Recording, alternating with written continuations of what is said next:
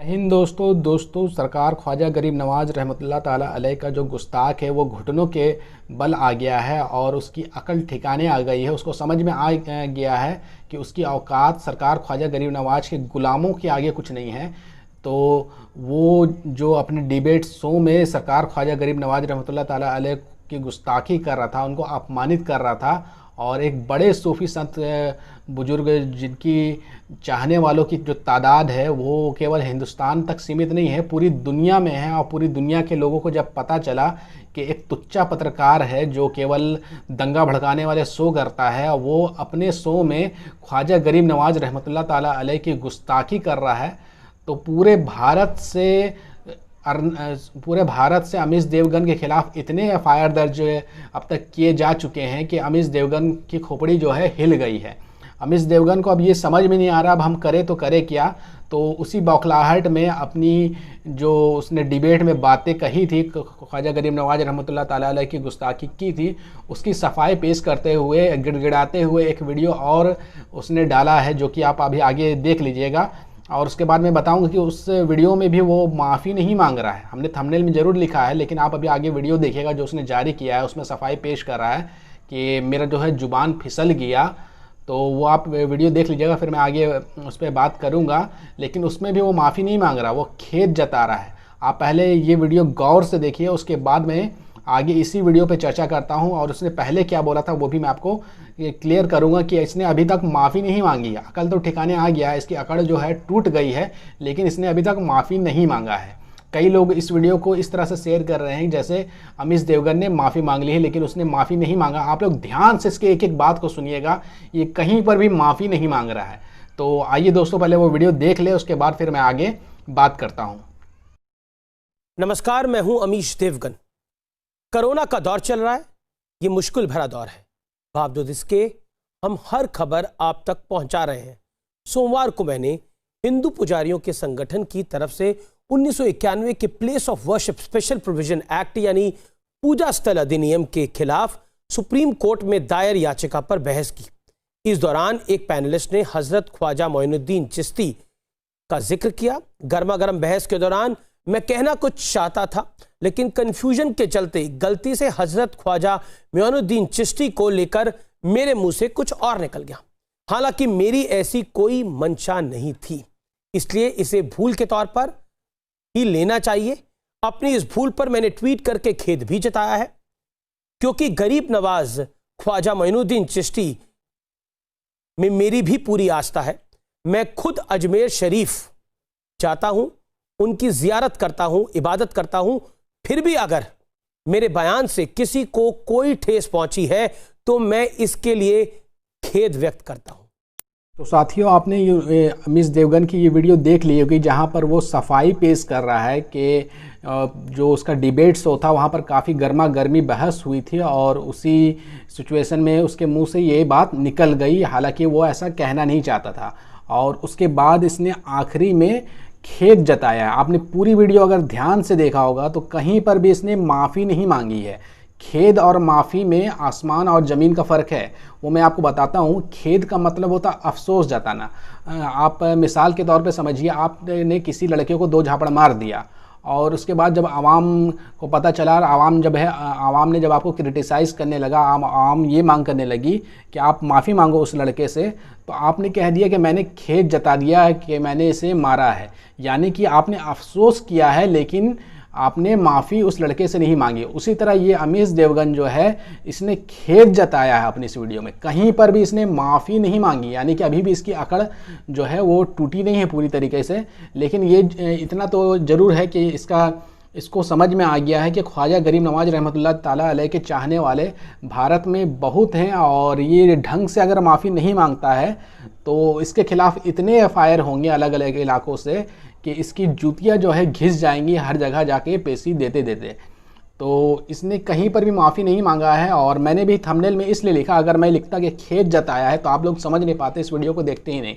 तो इसने कहीं भी अभी माफ़ी नहीं मांगा है। और इसने कहा कि बहुत गर्मा गर्मी बहस हुई थी, तो मेरे मुंह से वो बातें निकल गई जो मैं कहना नहीं चाहता हूं। आप दोस्तों पहले उसकी वो वीडियो थोड़ा सा देख ले, कुछ सेकंडों का ही मैं चला रहा हूं, जहां पर उसने एक बार नहीं 2 से 3 बार जानबूझ करके कहा, और ये कहता है कि मुंह से निकल गया। अगर किसी के मुंह से गलती से निकल जाता है किसी हिट ऑफ द मोमेंट में, तो वो एक बार निकलता है, वो बार बार नहीं निकलता है। जानबूझ के इसने कहा और अभी ये सफाई पेश कर रहा है, क्योंकि देश में इसके खिलाफ जो है मुसलमानों के बीच में ज़बरदस्त आक्रोश है, ज़बरदस्त गुस्सा है मुसलमानों के बीच में अमीश देवगन के लिए, और वो लगातार FIR दर्ज करा रहे हैं अलग अलग इलाके से। उसी से ये हड़बड़ाते हुए सफाई पेश कर रहा है और ऐसी बातें कह रहा है। आप इसकी वो गुस्ताखी वाला वीडियो देखिए, जहां पर ये गुस्ताखी कर रहा है, एक बार नहीं 2-3 बार लगातार कर रहा है। तो पहले आप वीडियो देखिए, फिर मैं आगे बात करता हूँ। आक्रांता चिश्ती आया, आक्रांता चिश्ती आया के बाद होता है, तलवार के अलावा क्या हुआ? दीन की लाइफ को देखते हुए लोगों ने इस्लाम को लुटेरा चिश्ती आया, उसके बाद धर्म बदले। तो साथियों, आपने इसकी गुस्ताखी वाली वो वीडियो क्लिप देख ली है कि जहां पर ये एक बार नहीं लगातार 3 से 4 बार जानबूझ करके गुस्ताखी किया सरकार ख्वाजा गरीब नवाज रहमतुल्लाह ताला अलैह का। मैं वो लफ्ज़ यूज़ नहीं कर रहा हूं जो इसने ये गुस्ताखी किया है, आपने 2-3 बार सुना होगा, जानबूझ के इसने यूज़ किया। और अभी जो सफाई वाली इसने वीडियो बनाई है, जब इसके ऊपर FIR दर्ज होने वाला लगा है, तो ये कह रहा है कि मेरे मुंह से निकल गया, हिट ऑफ द मूवमेंट में मेरे मुंह से निकल गया। लेकिन अगर आप इसकी गुस्ताखी वाले वीडियो देखे होंगे अभी, तो कहीं भी ये नहीं लग रहा है कि इसके मुंह से गलती से निकला है, बल्कि ये जानबूझ करके ऐसी बातें इसने कहा है। और इसको ये बोलना तब महंगा पड़ गया कि इसे लगा कि ये कोई छोटी मोटी शख्सियत है जिसके बारे में मैं बोल रहा हूँ। अरे ये नहीं जानता है कि सरकार ख्वाजा गरीब नवाज रहमतुल्लाह ताला अलैह की हुकूमत जो है, उनका जो करम है, वो जिसे अखंड भारत ये कहते हैं, जिसमें अफ़गानिस्तान, पाकिस्तान, बांग्लादेश, श्रीलंका तमाम शामिल है, उस वक्त आए थे। तो उस वक्त के जो बड़े बड़े बादशाह थे ना, वो अपनी असली हुकूमत सरकार ख्वाजा गरीब नवाज रहमतुल्लाह ताला अलैह की ही मानते थे। हुकूमत वो बादशाह करते थे, वो राजा करते थे, लेकिन वो भी जानते थे कि इस हिंद की सरजमी पे अगर किसी की हुकूमत हो चुकी है तो सरकार ख्वाजा गरीब नवाज रहमतुल्लाह ताला अलैह की हो चुकी है। लेकिन मैं भारत की तमाम जनता से ये कहना चाहूँगा कि अगर ये माफ़ी मांग भी ले, अभी तो इसने खेद जताया है, बिलफर्ज अगर आगे ये माफ़ी मांग भी ले, तो क्या भारत की जनता इन्हें माफ़ कर देगी? क्योंकि ये तो गोदी मीडिया का एक पैशन बन चुका है।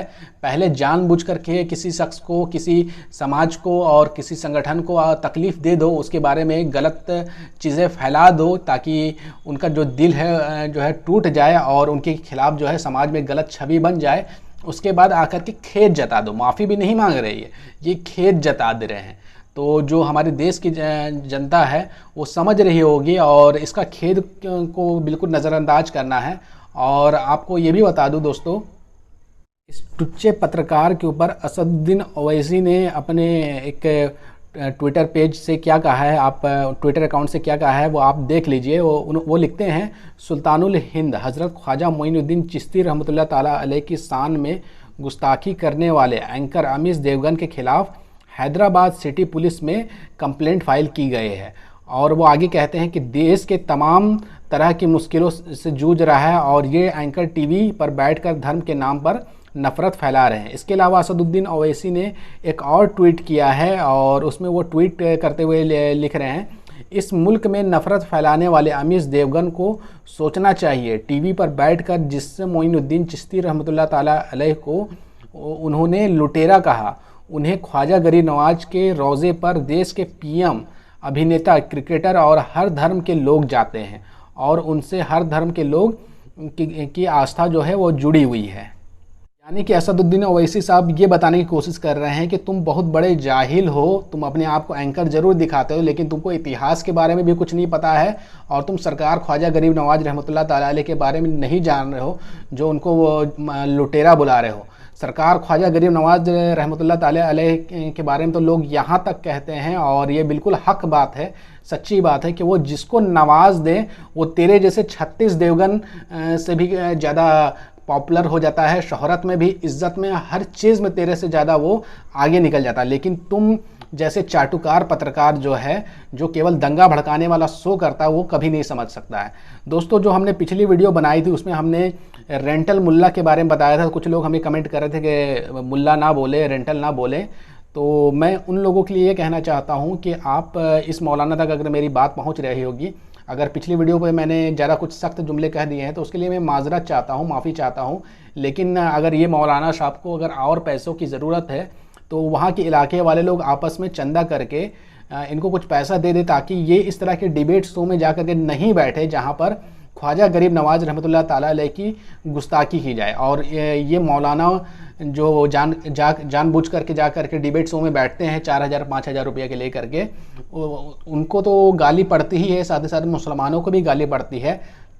और उनके वजह से जो मुसलमानों के बड़े औलियाए कराम हैं, जो काबिल एहतराम शख्सियत गुजरे हैं, उनको भी गाली पड़ जाती है। अगर ये मौलाना जो भी रहा हो, मैं नहीं जानता हूँ, अगर उनको दिल को तकलीफ़ पहुँची हो, अगर वो मेरी ऑडियो सुन रहे हो तो मैं उनसे माजरत चाहता हूँ कि अगर आप नहीं जाते अमीश देवगन के डिबेट शो में नहीं जाते तो ये जो अमीश देवगन है ये ख्वाजा गरीब नवाज की गुस्ताखी नहीं कर पाता। लेकिन आप लोग जाते हैं 5,000 रुपये के लिए, या जिस वजह से भी जाते हैं, आप गोदी मीडिया के चैनल पे जाते हैं जहां पर ये गुस्ताखी करते हैं। तो उम्मीद करते हैं कि आप आगे से नहीं जाएंगे, और अगर आपका आगे जाने का प्लान था 4 5 6 शो में या 10 शो में, तो वो आप अपने इलाके के आवाम को बता दीजिए ताकि वो चंदा करके आपको उतना रुपये दे दे, ताकि आप गोदी मीडिया चैनल पर ना जाएँ और इस तरह की गुस्ताखी जो है हमारे औलिया इकराम के सामने ना हो।